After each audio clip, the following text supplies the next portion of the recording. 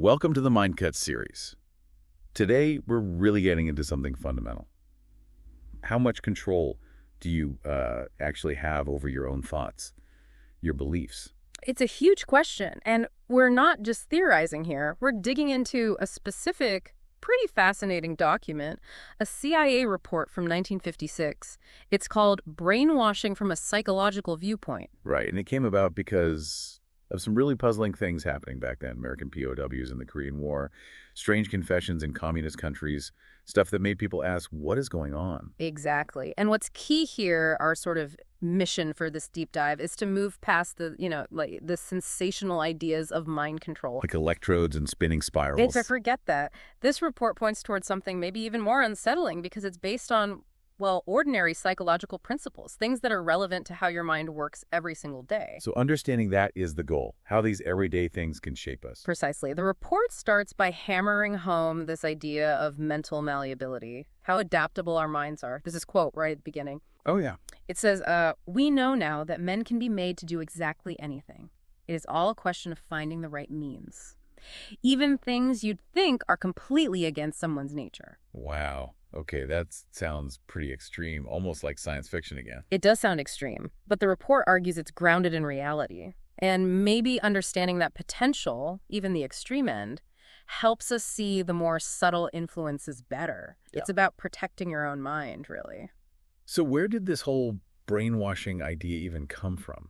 Well, the term itself, the report mentions, was actually coined by a journalist. He was talking to Chinese refugees. Oh, well. And initially, the public ran with it, thinking it must be some kind of, special Oriental knowledge or weird drugs, hypnosis, really exotic stuff. The mysterious East sort of trope? Pretty much. But the CIA report, the core insight, really, is that no, it's not mysterious. It relies on psychological principles we already kind of understand. Just maybe applied in a very focused, intense way. Exactly. And they even noted differences. Like the Russians might focus more on getting confessions for propaganda, getting information. Right. Whereas the Chinese approach, described in the report's context, seemed aimed more at genuine conversion, changing what people actually believed.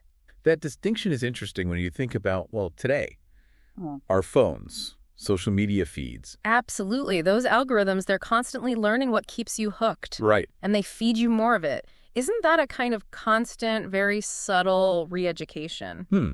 It's nudging your attention, reinforcing certain things. Yeah. Like you said, subtle. And what about the cumulative effect? You ever catch yourself, like, humming a song, maybe the lyrics are dumb or you don't even agree with them? Oh, all the time. Yeah. Does that constant exposure, even if you're consciously thinking this is silly, does it still kind of seep in? That's a slightly worrying thought. You filter consciously, but maybe not unconsciously. The report doesn't talk about MP3s, obviously, but this idea of constant input.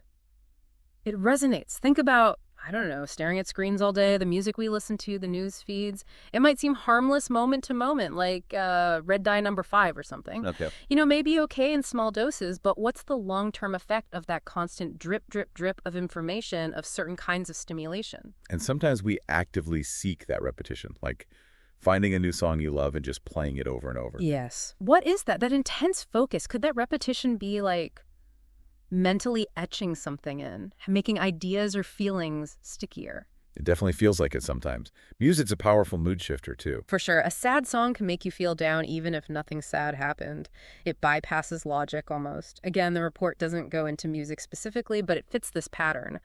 Repeated input, especially emotional input, shapes your internal state. Which leads right into the environment, doesn't it? Yeah. The power of your surroundings and conditioning. The report uses the backdrop of, North versus South Korea. A stark example, yeah. How different environments can produce vastly different belief systems in populations. And then the really jarring examples. American POWs in Korea who, after the war, actually chose to stay in North Korea. It's hard to comprehend, right? But it shows how profoundly beliefs can be changed under extreme, sustained conditions. The report connects this to things like military boot camp. Which makes sense when you think about it. It does. The sleep deprivation, the exhaustion, being cut off from your old life. It's not just about physical toughness. It's about breaking down old patterns. Exactly. Breaking old habits of thought and behavior to make you receptive to new ones. Indoctrination, the report calls it in that context. And you see echoes in cults, right? targeting people who might be vulnerable, isolating them. Creating uncomfortable, confusing situations. Right. It's about control. And the report digs into how this involuntary re-education works. Yeah. It's about forcing inconsistent information onto someone while deliberately weakening their ability to think critically about it. How do they weaken critical thinking? Well, the factors mentioned are pretty grim. Extreme fatigue is a big one. Isolation, depriving people of sleep, food, comfort, sometimes even physical torture. Just breaking them down completely. Essentially creating a state of total dependency and confusion.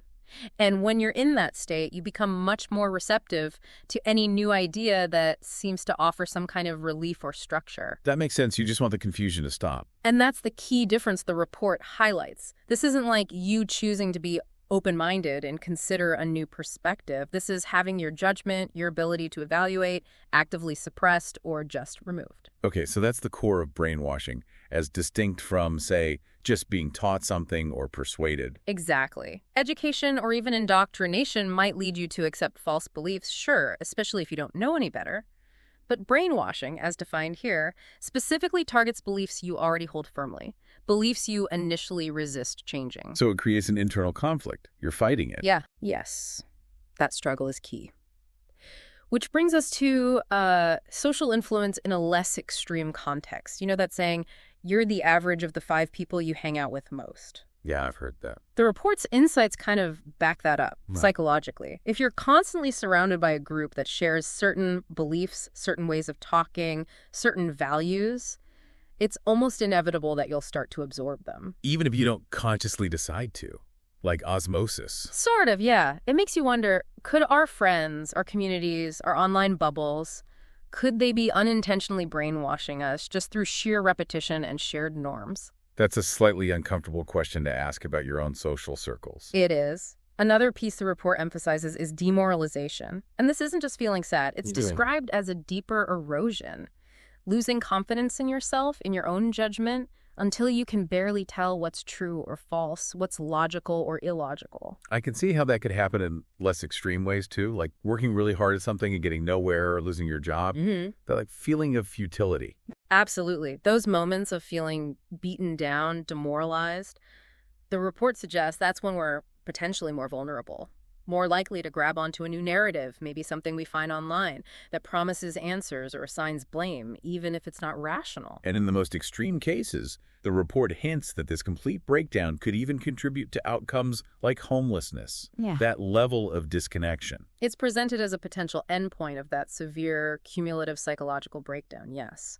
And after demoralization, there's this phase the report calls the reorganizing process. Reorganizing. Yeah, where the person is basically forced to build and then defend a new story, like a false confession. They're pushed to elaborate on it, justify it. Until they start believing it themselves. That seems to be the terrifying endpoint, yes. They construct a new reality because the pressure to do so is immense. Does the report detail the actual steps, like how it starts? It does outline stages. The first is called softening up.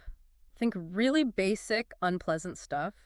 Bad food, rigid, pointless routines, not enough sleep, withholding small comforts. Creating misery, basically. And specific emotional states. Helplessness, surprise, confusion, dependency, doubt, guilt. Laying the groundwork, making someone feel completely off balance and reliant on their captors. And Then comes something like confession writing. The interrogator is never satisfied, always pushing for more details, more self-incrimination. keeping the pressure on constantly. And here's the twisted part. The prisoner ends up having to argue against changes to their own false confession to keep the story consistent for the interrogator. And in doing so, They start convincing themselves. they begin to internalize it, to believe their own forced words. It's a terrifying psychological loop. And what happens after something like this, if someone goes through it? One of the most chilling things the report mentions is that victims often have huge gaps in their memory of the process. They literally can't remember significant parts of what happened. Wow, just gone. It seems so. The report compares it to how someone recovering from, say, a schizophrenic episode might not be able to describe their state of mind during psychosis. The brainwashed state can become similarly inaccessible, maybe indescribable afterwards. That really highlights how profound the mental alteration can be. It really does. And it underscores why self-awareness is so crucial. If you notice your fundamental values, your core beliefs, changing drastically, it's worth asking why. Where did that shift come from? So the big takeaway from this old report for us today is really vigilance. Vigilance, yes. Questioning things, what you hear, what you see, the narratives pushed on you, even your own automatic thoughts sometimes. Using critical thinking as like a shield for your mind. It's not about being cynical about everything, right? Positive influences are good. Of course. Good influences are vital. But it's about discernment.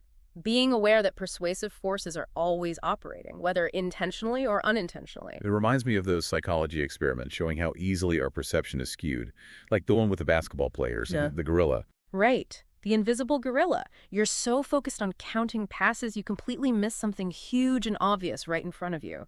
Shows how attention can be manipulated. Yeah, and those audio illusions, too, where you hear green needle if you read the words green needle, but hear brainstorm if you read brainstorm. Exactly. What you expect to perceive, the suggestion you're given, literally changes what your brain processes from the same sound waves. It's a powerful demo of how input shapes perception.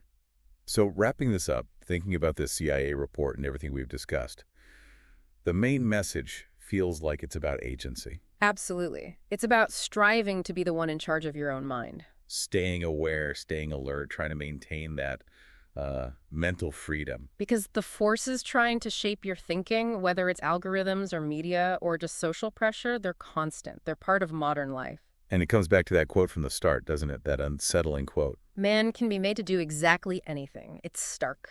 But the final word, the power, lies in you deciding what that anything is going to be for you, being conscious about the inputs you allow and the beliefs you cultivate. Well said. Thanks for joining us on this rather intense deep dive into the psychology of influence.